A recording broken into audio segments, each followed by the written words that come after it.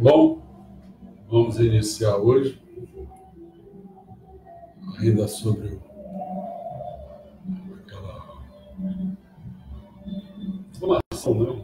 Uma iniciação, a formação de Mamerito. Nós estamos na cultura ainda. Fizemos já o Deus, o mundo, o homem, né? Messias.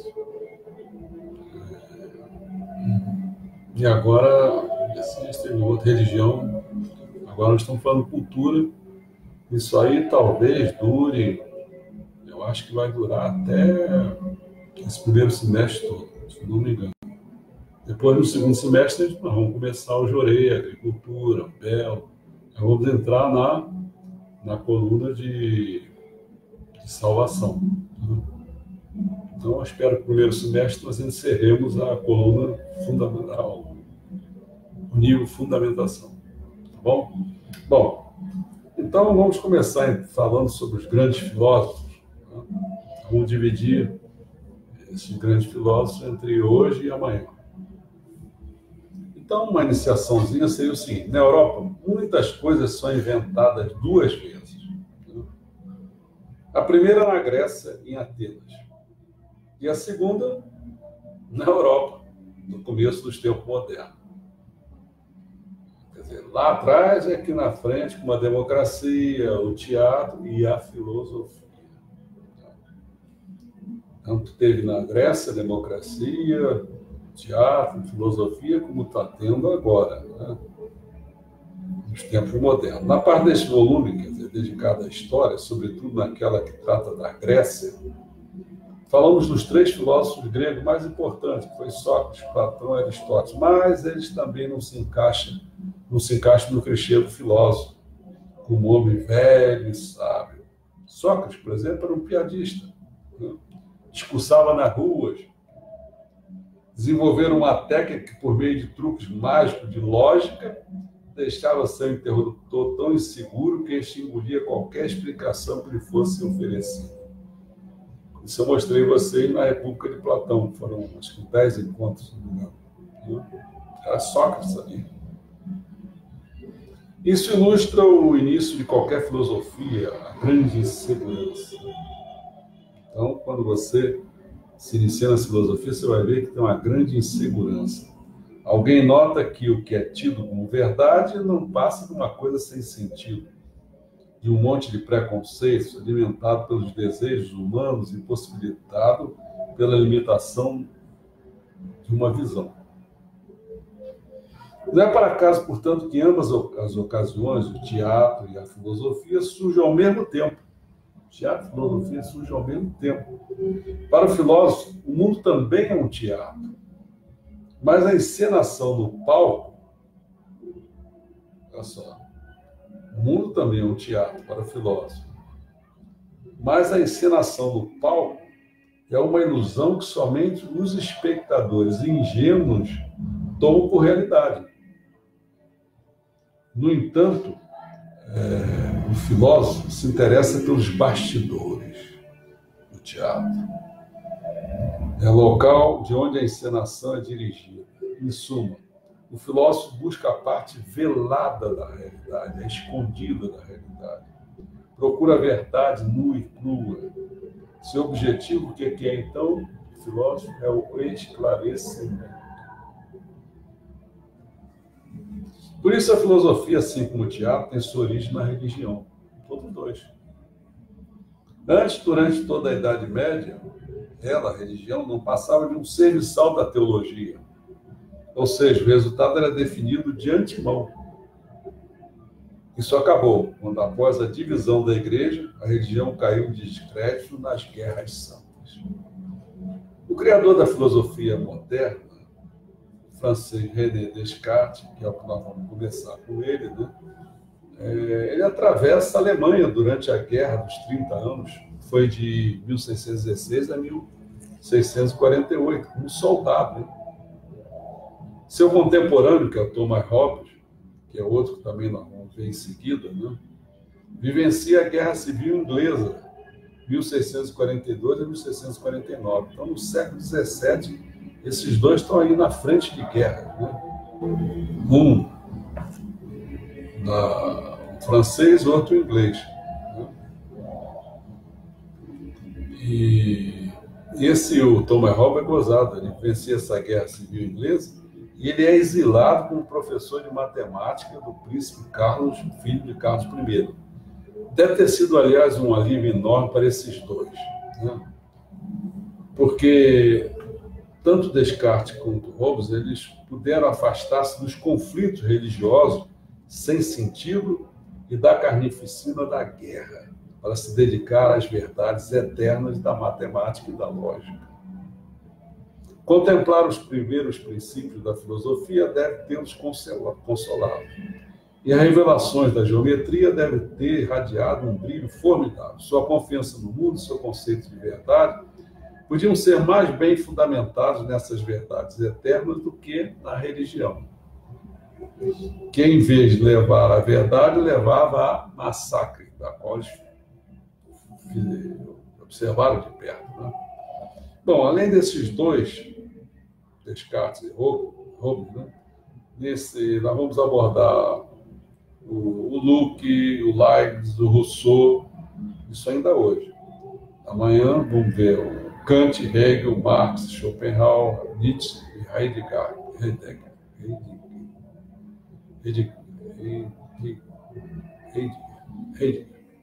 Tá? Bom, vamos ao primeiro. Então, que René Descartes, 1596 a 1650, como nós falamos. Né? Em suas campanhas durante a Guerra dos 30 anos, Descartes chegou a Ume e a regiões adjacentes. Fazia frio e, como ele mesmo relata, abrigou-se numa estufa. Dentro dela, ele adormeceu e teve 3 sonhos. Quando voltou a sair, encontrou um novo ideal para a filosofia. Qual era? A matemática.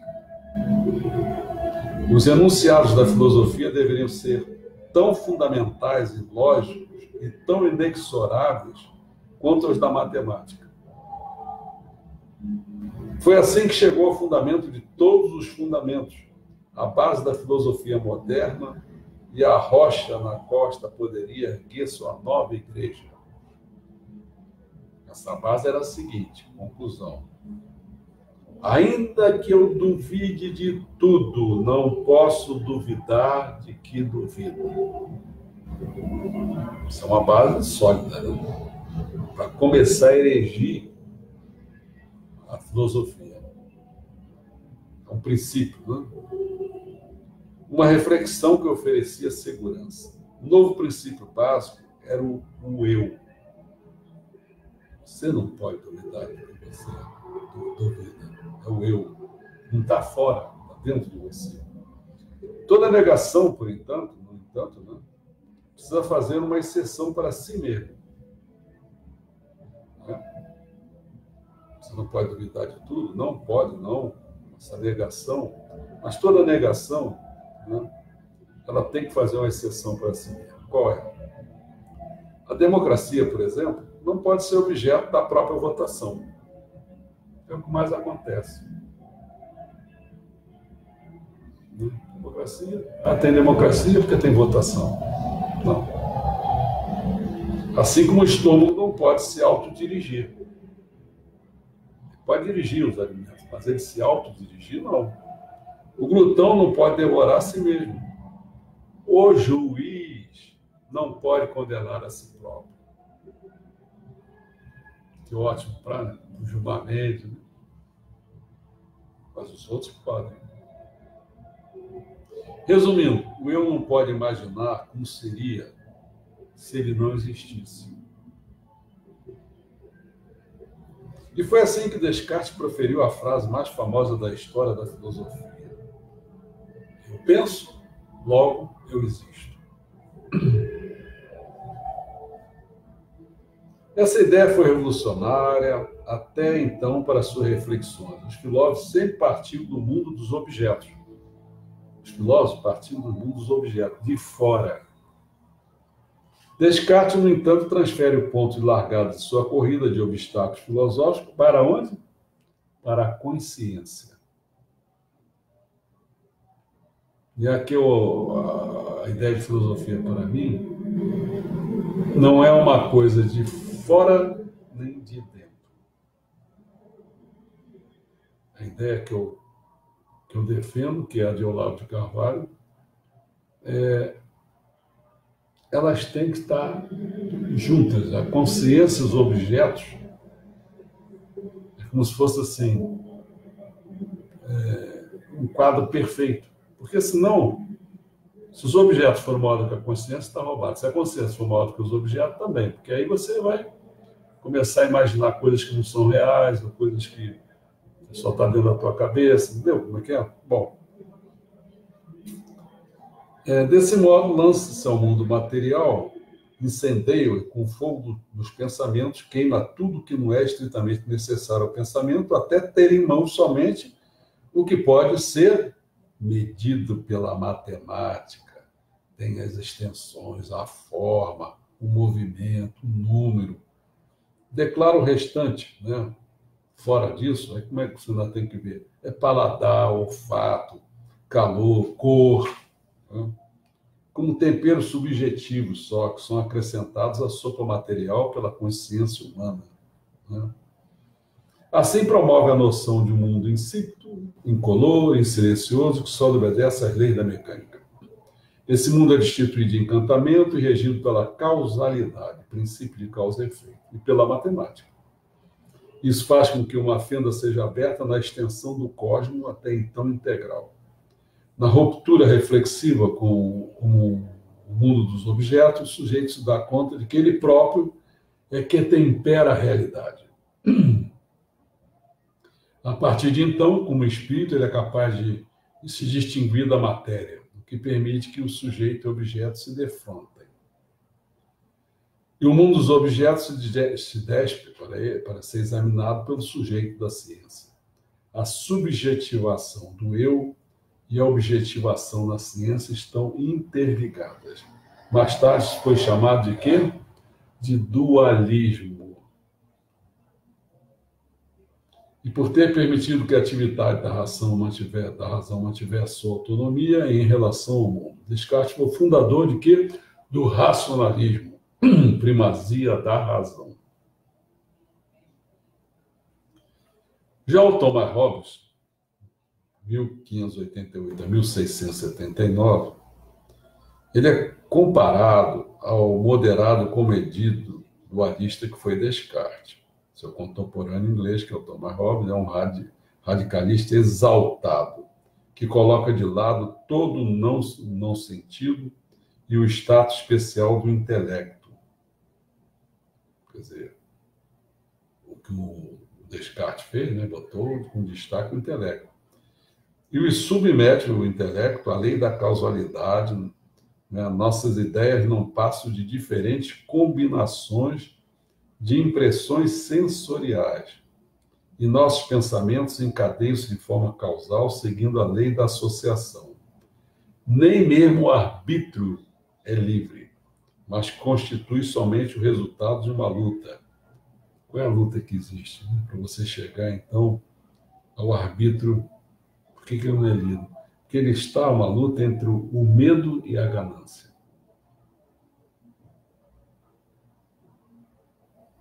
Interessante isso, né? Você tem medo, por exemplo, como é que eu vou sobreviver, que não sei o quê.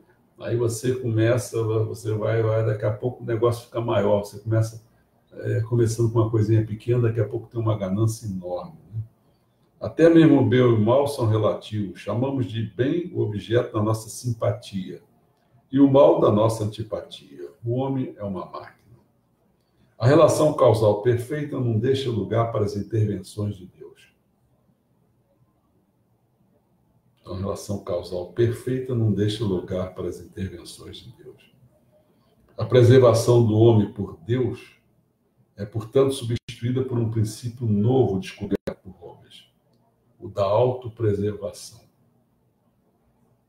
Então, tudo que você faz é para se autopreservar. Deus não entra nessa história, né?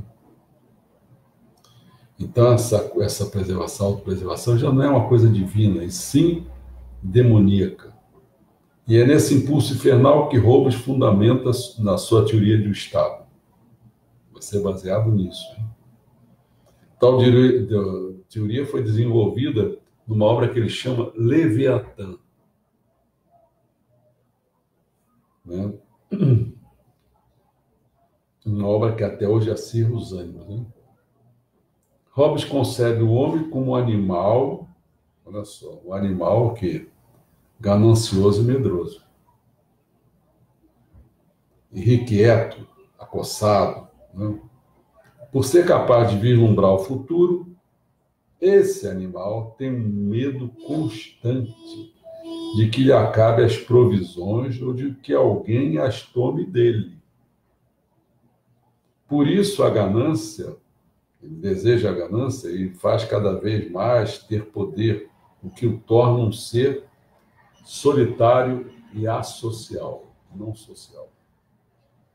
Por conseguinte, o estado primário do homem, antes da sua socialização, é deprimente.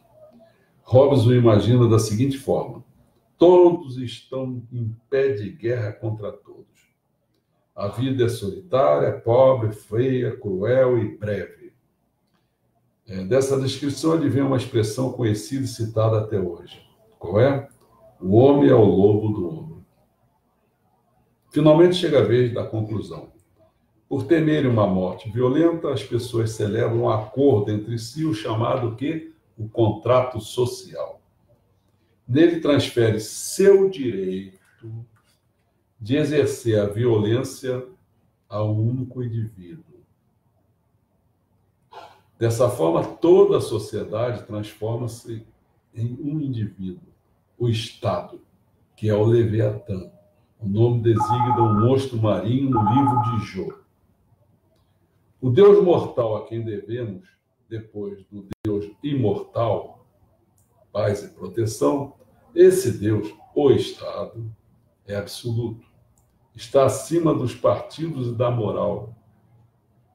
Considerando as experiências históricas do século XX, isso parece absurdo. Né? Agora vamos devagarinho. Mas a experiência de Hobbes havia sido outra. A da Guerra Civil Inglesa, lembra? Nela ele viu que a pretensão moral das religiões de terem sempre razão levara o país à autodestruição, o que lhe permitiu concluir o seguinte: em caso de conflito, quem reivindica toda a moralidade, a criminalidade para si, toda a moralidade para si, deixa ao inimigo somente a imoralidade. Quem é que faz isso? O PT. Vou reler de novo aqui. Ó. A experiência dele, né, levou ao seguinte: ó, a pretensão moral de terem sempre razão levar o país à autodestruição. O que ele permitiu concluir é o seguinte: em caso de conflito, quem reivindica toda a moralidade para si, PT, deixa somente a imoralidade para o outro. Isso conduz o adversário, que é como se fosse criminoso, e agrava o conflito até se chegar à guerra. Há somente uma consequência possível: a religião, no caso, ser separada do Estado. Porque se ela só tem razão, o Estado seria um Leviatã. Né? Então, a religião é separada do Estado, a consciência passa a ser um assunto privado. O Estado torna-se absoluto e, como ato, ele impõe a paz aos dois galos de brigas morais. Com essa obra, Hobbes provocou a ira de todas as partes. O materialismo enfureceu os teólogos. A justificação do absolutismo rendeu-lhe a inimizade do parlamento inglês. A privatização da moral irritou os puritanos e a teoria do contrato social custou-lhe a benevolência dos monarquistas exilados. Até hoje, vamos devagar, até hoje a doutrina de Hobbes polariza as opiniões. Uns consideram imoral justificar a função pacificadora do Estado, sob o ponto de vista puramente técnico, sem fazer referências a valores fundamentais. Esse é um perigo. Muita gente, não, só quero pessoal técnico no governo. Ele vai pacificar, né? Quais são os valores fundamentais? Existe? Não existe? Só a parte técnica? Né? Outros apelam para o Estado quando querem alertar sobre o perigo representado pelas pessoas que creem deter o monopólio da moral. Nada os faz recuar. Hobbes descobriu que nada pode ser mais perigoso do que a moral. Né? Bom, por isso é que eu acho que a gente deve exigir que o Estado delete o PT. Ele está lá no Foro de São Paulo, pode ser aquilo? Não, não pode. Então, deleta o PT. Acaba com o PT. Acaba com aqueles dois poderes por um prazo de 1 ano. Aquelas pessoas não podem continuar lá. Se essa marcha do dia 15 for nesse sentido, isso vale a pena. Se não for, não vale a pena. João Luque, 1632 a 1704. Em João Luque, a imagem do homem volta a iluminar-se. Seu pai era partidário do parlamento, ele mesmo torna-se médico particular do primeiro líder do partido. Luque é autor de 2 obras que estão entre as mais influentes jamais redigidas. Vamos lá. A primeira é o ensaio sobre o entendimento humano. Nela, Luque dá razão a Hobbes, no sentido de que não há ideias inatas, mas que todas as nossas representações mentais provêm da percepção sensoriais e todos os homens são como uma folha em branco, uma tábula rasa, que é preenchida somente a partir das experiências.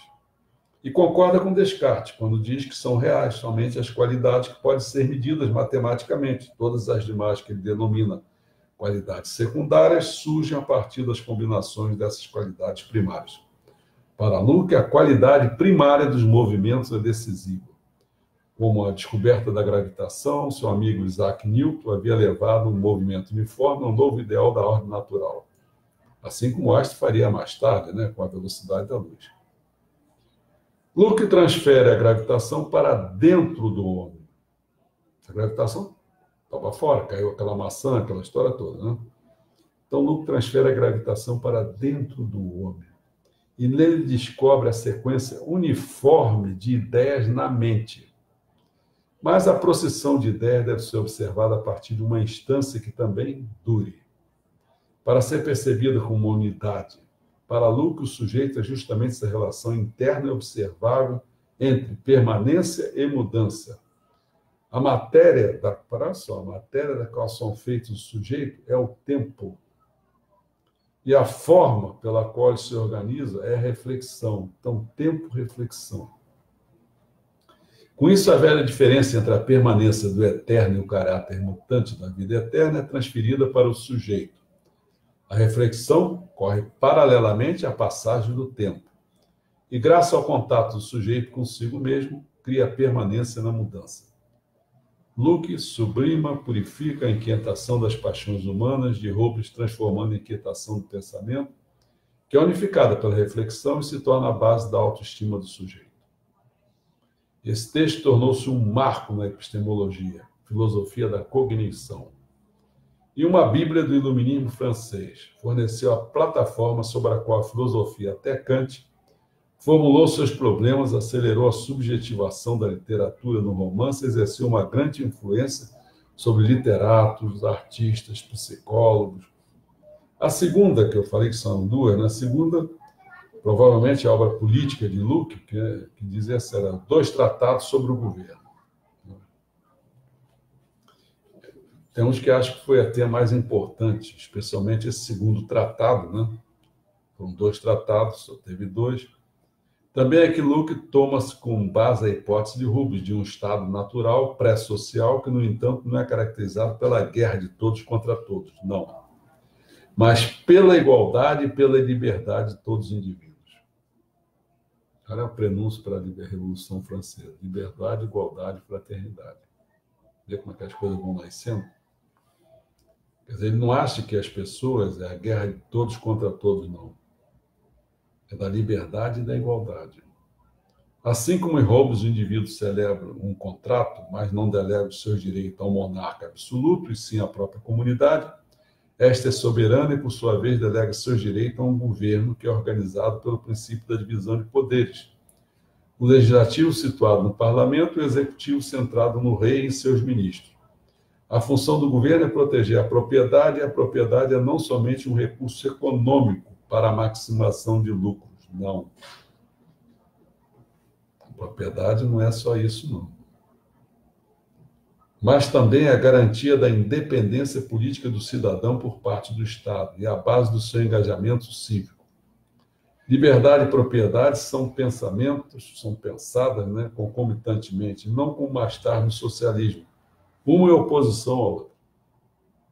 Hoje, liberdade é como se fosse do capitalismo e a liberdade do capitalismo e a igualdade do comunismo. É isso? Ele não pensava assim, pensava concomitantemente, ao mesmo tempo. Por conseguinte, um governo pode ser derrubado caso disponha sobre a liberdade ou a propriedade do cidadão sem a aprovação dos interessados.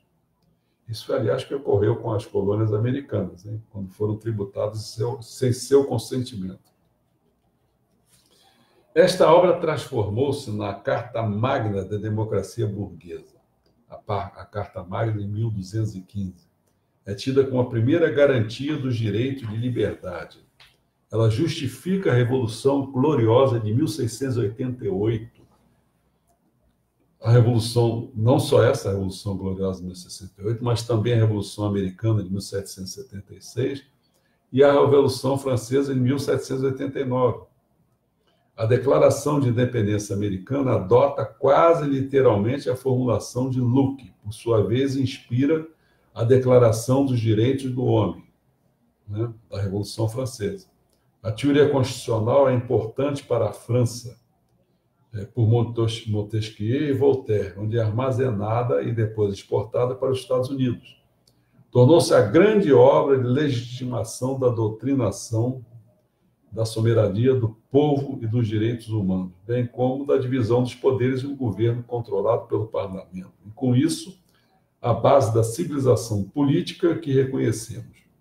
A guerra civil que Hobbes evocara como uma ameaça converte-se num conflito pacífico de opiniões sobre a diferença entre governo e oposição. Desse modo, Locke indica o caminho das pedras para uma sociedade civil. Por isso que é bom os governos sempre serem alternados. Era o PT que queria ficar para sempre. O Leibniz, né?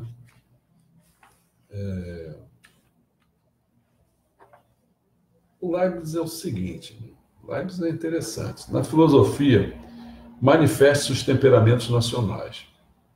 Os ingleses têm um Estado democrático e são empíricos.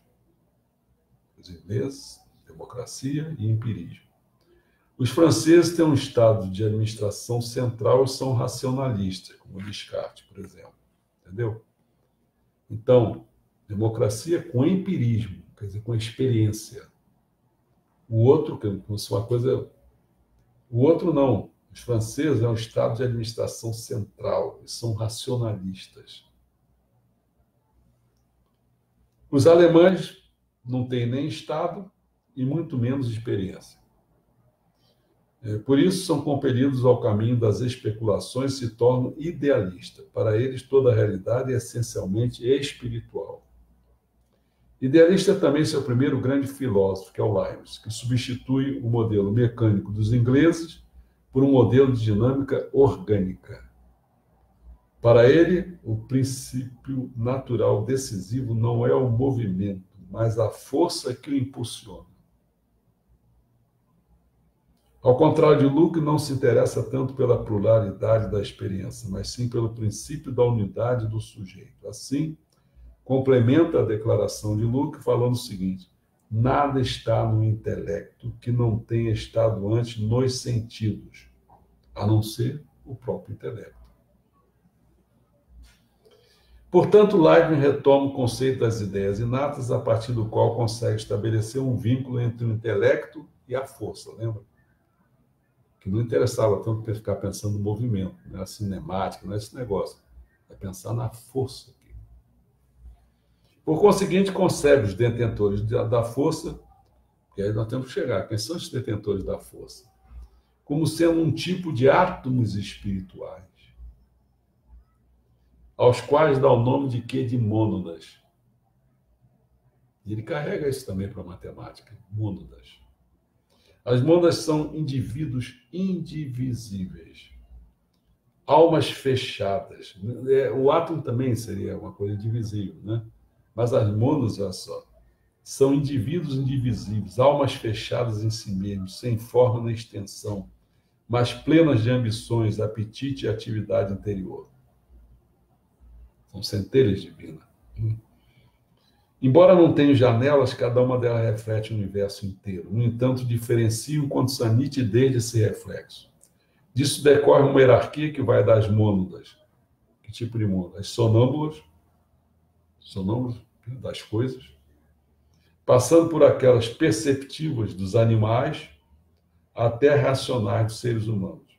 A ideia dessa hierarquia leva a Leibniz a descrever áreas semiconscientes, nebulosas e resguardadas da percepção de si próprias, que antecipa o conceito de quê? De inconsciente. Qual é, então, a relação entre a mecânica dos corpos e a dinâmica das almas? Do ponto de vista da mecânica, o que parece causalidade, no âmbito das mônadas, é um sistema de finalidades. Então, o que parece causalidade não é causalidade, são finalidades. A conexão é produzida por uma harmonia pré-estabilizada. A maneira dos pêndulos dos relógios, cujas batidas parecem uma dança de ações recíprocas, embora cada um siga a sua própria dinâmica. De acordo com esse mesmo princípio, tudo o que entendemos como efeito está estabelecido desde o início. Percepção é percebido, como assim? Quais são essas dicotomias, vou falar assim, essa dualidade aqui. Percepção é percebido, mente e corpo, sensação e movimento. Naturalmente, o autor dessa harmonia, quem é? É a mônada suprema. Quem é essa mônada suprema? Deus, o Criador de todas as coisas. É a síntese da razão. Ele, Deus, elevou a bem-aventurança dos homens à meta de seu governo. Mas parece que as coisas não vão tão bem assim. Objeto advogado do diabo. Muitas vezes os homens são tão infelizes. Como pode um Deus sábio, onipotente e bom permitir isso tudo? Isso é o de sempre, a pergunta de sempre. E Deus justifica-se como o fazem todos os governos. Mas não se pode fazer, afinal de contas, tem de satisfazer os mais diferentes grupos de interesse, unir a maior ordem possível dos conservadores, a maior diversidade possível dos anarquistas de esquerda. Tem que fazer o jogo de todo mundo, tem de vincular os caminhos mais fáceis aos maiores efeitos possíveis. E só posso alcançar essas metas com o sofrimento de muitos. Após analisar uma infinidade de mundos possíveis, isso é Deus falando, meu computador escolheu o melhor deles. Né? Não existe outro melhor, assim fala Deus, né? Quer dizer, como se fosse, é pegar ou largar, meu amigo. Esse argumento, sabe, chama-se de teodiceia. Né, de teodiceia, uma edificação de Deus diante do mal no mundo. Ora, após o terremoto de Lisboa, em 1755, o mundo recebeu esse argumento com uma risada sarcástica. E Voltaire escreveu um romance inteiro, intitulado Cândido, para levá-lo ao absurdo. Fez com que Deus fosse absolvido por ser inexistente. Olha só. Deus foi absolvido por ser inexistente. E, ao mesmo tempo, executado. Tudo não passava de besteira, mas uma besteira fatal, pois Deus, como já não está disponível para ser o principal causador de tudo, foi necessário encontrar um novo bode expiatório, não foi? Se Deus não é o autor da história, quem mais poderia ser? Bem, o próprio homem. Nesse caso, quem é responsável pelos absurdos? O homem. A partir disso, a história universal transformou-se em tribunal. Na era das revoluções, sempre havia quem fosse culpado de ter barrado o caminho para a felicidade. Podia ser os reis, padres, aristocratas, capitalistas, reacionários, parasitas, inimigos do povo, dissidentes da direita, dissidentes da esquerda, traidores da revolução, Mais tarde, eles seriam processados, porque Deus já não estava presente, e na maioria dos casos, o processo era breve. A noção de uma pluralidade de mundos possíveis mostrou ser um campo minado no qual, justamente com as utopias, também surgia quem as impedisse. De resto, Leibniz tentou, não sem sucesso, competir com a universalidade de Deus e tornou-se um tipo assim do Leonardo da Vinci, da ciência. Dominou quase todas as disciplinas, inventou o cálculo infinitesimal. Nós trabalhamos muito com cálculo, assim, quem começa para fazer a universidade na matemática, e outras disciplinas também de outros lugares, engenharia e tal, se estuda o cálculo infinitesimal, né? Que o Leibniz foi Leibniz e Newton. Né? O Leibniz usou as mônadas e tal. E tornou-se o primeiro presidente da Academia de Ciências de Berlim. Bom, vou dar mais um e encerro por hoje. Né? Vou falar sobre Jean-Jacques Rousseau. Amanhã eu começo com Kant. Por direito, foi em 1712 a 1778. Por direito, Rousseau não deveria ter sido francês, e sim alemão. Porque o seu entusiasmo excessivo pela natureza, sua hostilidade em relação à sociedade e as suas convenções, sua forma de se apresentar como um cara de fora, perseguido, e sua devoção ao sentimento corresponde inteiramente ao estado de espírito dos alemães. Por isso que diz que ele é francês, deveria ser alemão. Né? Mas, na verdade, foi Rousseau quem tornou os alemães possíveis. Ele é, portanto, uma conciliação entre franceses e alemães, porque, no fundo, eu falei errado, ele é suíço, vem de Genebra. Né? Em termos pessoais, Rousseau era insuportável. Um resmungão, um egocêntrico asocial, que constantemente fazia menção aos seus sentimentos e à sua autenticidade, acusava os outros de hipocrisia, brigava com todo mundo, mas pouco foram as pessoas com essa característica que foram capazes de produzir obras de tamanha influência. Com elas, ele captou o espírito da época, articulou uma nova sensação de vida e inspirou a Revolução Francesa e o romantismo também. Criou uma filosofia revolucionária construída em torno de um grande antagonismo. Qual é o grande antagonismo? A natureza é boa, a sociedade é que é ruim. E óbvio que ele se referia à sociedade do antigo regime antes da Revolução. Mas, posteriormente, suas ideias serviriam para justificar qualquer crítica à sociedade. A esse antagonismo está associada uma série de outras. A natureza pertence a tudo que não é artificial, mas verdadeiro. O sentimento, a espontaneidade, a autenticidade, a honestidade, a falta de arbitrariedade, a vida no campo, os povos primitivos, os selvagens é que são nobres, e a criança deixada ao curso de natureza. Deixa a criança sozinha, né? O bem maior é a própria autenticidade. Por isso, em sua própria confissões que ele fez, Rousseau desnuda-se sem constrangimentos. Tanto é que você vai ver na questão dos filhos dele, né? A sociedade nociva pertence às convenções, à moda, à dissimulação, à cortesia, o teatro, a máscara, a elegância, a amabilidade, as instituições e tudo aquilo que controlamos nossos impulsos para poupar outros. A partir disso, em suas obras, Emílio, né, e a nova Heloísa, Rousseau passa a desenvolver um novo conceito de educação, cujo cerne é o desenvolvimento natural da criança. Desenvolvimento natural da criança. No entanto, para escrever com tranquilidade, o que sabe que ele fez? Colocou seus próprios filhos no orfanato. Em sua teoria social, ele parte, como Hobbes e Locke, do cenário de contrato social, no qual o indivíduo renuncia aos seus direitos em prol da comunidade.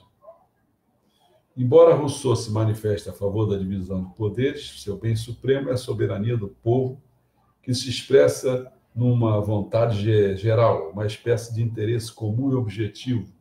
Né? Não chegava a ser a opinião da maioria, não. Não era isso, não. Durante a Revolução, a ênfase dada à comunidade servirá para justificar o quê? O terror. Rousseau teve uma influência duradoura, ampla e profunda Suas constantes querelas que ele apresentava como uma perseguição, uma alma solitária, um rebelde digno, comoveram metade da Europa. Ele influenciou o movimento, né, a filosofia da história de Heidegger, a etnologia dos povos primitivos, a pedagogia de Pestalozzi, a economia nacional dos fisiocratas que davam ênfase na agricultura, e toda a literatura do romantismo com seu culto ao sentimento. Nesse interim, ele foi eleito presidente honorário dos Verdes, não sem antes de ter dado aos alemães a possibilidade de sentirem que, comparado aos franceses superficiais, eram os detentores de uma autêntica cultura de interioridade. Nesse sentido, os Verdes retomaram as origens rossanianas dos alemães. Tá? Acho que assim, sempre que eu estava me perdendo, nunca sei quantos minutos foi, mas acho que eu tentei dividir, fazer uma coisa muito, porque isso é meio, para muita gente isso vai ser assim, meio árido, né? Porque quanto mais a pessoa conhece, né, mais fica fácil, né? Porque a gente está falando coisas que já se leu, né? Então fica mais fácil compreender. Mas quem realmente não conhece, a gente está dando uma visão assim, meia geral, para a pessoa entender, né? Quer dizer, a participação desses grandes filósofos, né? Não só na própria filosofia, mas também nos seus engajamentos políticos, né? Você vê que aqueles dois primeiros foram servindo na luta, né? Lutaram. Quer dizer. E, bom, a gente acabando isso amanhã, aí eu vou entrar na história da música. Né? Eu acho que vai ser uma coisa bem interessante também. Tá? E assim a gente vai até, acho que é mais uns 2 encontros, a gente aí vamos acabar com a cultura no sentido do saber e nós vamos entrar na cultura no sentido do poder. Aí vocês vão ver, é muito interessante a gente dominar isso, ver a cultura como uma coisa. Esse é o embate, é bom ter clareza disso. A gente vai ter o embate, saber que, visto a cultura como um poder, foi o que o Gramsci fez. Não esqueça, o PT, essa turma toda aí, né? O que eles fizeram foi o seguinte: acaba com a cultura que é a que está à disposição das pessoas, que é a judaico-cristã, né? Acaba com ela. Hoje mesmo estava com um médico amigo meu, né? A gente estava conversando, a pergunta que ele viu 2 mulheres andando de mão dadas, tal. Eu disse, esse negócio agora tá assim, então. Aí eu disse, bom, isso aqui. Ele perguntou o que eu achava, como é que eu interpretava isso, né? Aí eu falei, deu a ideia primeiro espiritualista. Aí eu senti que ele não estava pegando aquela ideia direito, né? Porque começa a precisar de outras vidas, não sei o quê. Aí, o negócio é o seguinte, você lê Antônio Gramsci, né? Essa cena que você está vendo aí faz parte de você, por parte deles, de destruir a cultura existente. Vai destruir tudo essas coisas, né? Família. Vocês não sabem mais nada. Você pegar talvez né, a carteira de identidade, não é sexo, você não sabe mais. Porque agora não é sexo, agora a questão não é masculino e feminino, agora a questão é de gênero, é de vontade de. Daqui a pouco eles querem formar um partido, já pensou, o Partido dos Transformistas. Oh, que coisa agradável. Não fizeram o Partido das Mulheres? Cara, isso é impensável isso. Não, mas é para defender o. Isso aqui é outra coisa, cara. Se você tem vontade de fazer sexo de uma determinada maneira, não sei o que, você faz lá, pô. Mas para que você quer? Quer fazer o quê? Que todo mundo seja igual a você, com seus gostos? Vai querer formar um partido por causa disso? Cara, pô, não dá para pensar assim, entendeu? A gente fica bombardeando a sociedade, tudo que ele vê. Não sei, daqui a pouco vai aparecer isso. Não se iluda, não. Daqui a pouco vai ser um incesto. Não, a melhor coisa, porque fica todo mundo dentro da família, entendeu?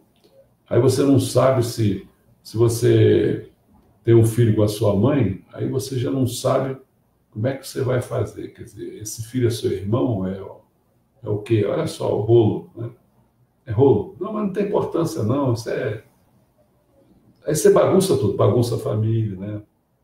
Você vai bagunçando tudo. E aí vai criando esse movimento todo. Então, essas coisas que hoje chamam-se direito humano, politicamente correto, é tudo vagabundagem, cara. Tudo vagabundagem.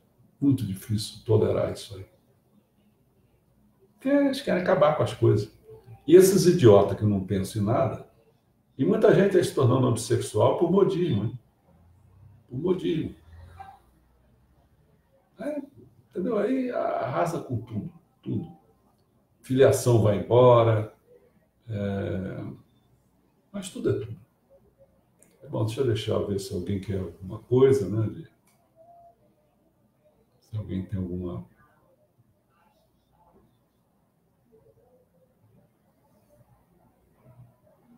Bom, se alguém ainda está. Vou dar mais um tempinho assim para ver se alguém quer escrever alguma coisa. Hoje eu vi um filme ótimo, cara, nesse negócio de racismo, uma das coisas também que eles gostam de. Um sujeito branco resolveu passar por negro. Aí teve, botava sol, botava, tomava remédio, fez um monte de coisa. E ele foi, é um filme antigo, hein? Filme de uma década daí, muito. Não sei qual é a década dele, mas é assim, aquele preto e branco ainda, entendeu? E ele foi para o sul, né? Sul dos Estados Unidos, que é problemático e tal. E ele lá, ele foi se transformando, porque o pessoal olhava ele como negro, né?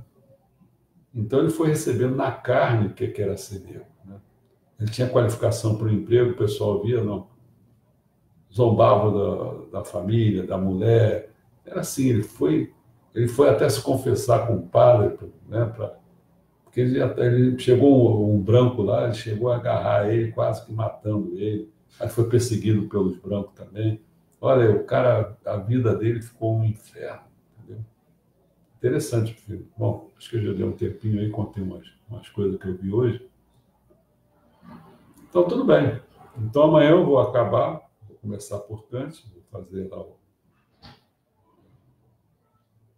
inclusive o Schopenhauer e tal. E aí depois, quarta-feira, né? Aí eu começo a história da música. Tá bom? Então, obrigado pela presença e vou botar um filme qualquer dia desse para vocês verem. Primeiro vai ser a dívida pública brasileira, que é a soberania está na corda bamba, e depois eu vou fazer o Eterno Judeu. Quer dizer, esse primeiro que eu falei, da dívida pública, é sobre a questão da economia. O Eterno Judeu é sobre a ideologia. Aí eu encerro a coluna, ao nível de salvação. Nós vimos nesse mês um filme de cada um, lembra? Vimos o Jorei, abordagens científicas do Jorei, vimos a agricultura com a questão do Monsanto, vimos a questão do Belo com aquele filme, Os Encontros de Homens Notáveis, né? Estamos vendo, já vimos, né? Não vimos, não. Não vimos, política, foi ontem, o capitalismo, né? Vamos ver a economia com essa dívida pública brasileira, né? Tal, e depois nós vamos ver a ideologia e fecha. Tá bom? Bom, obrigado pela presença e vamos em frente aí.